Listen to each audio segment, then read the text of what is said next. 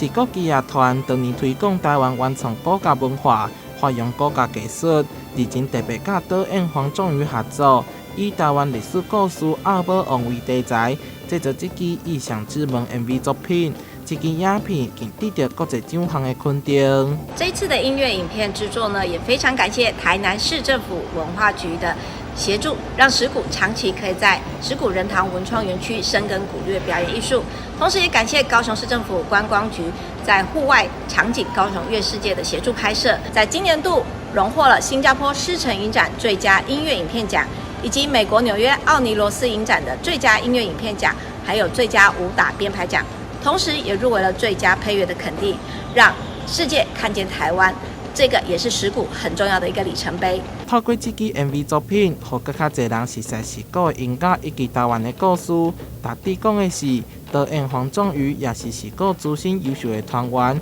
因此在作品制作的过程当中，更会当将国家以及专业，将在作品当中完美呈现。团长感谢无前无后团队的付出甲努力，是各将持续让台湾文化艺术之美在世界发扬光大。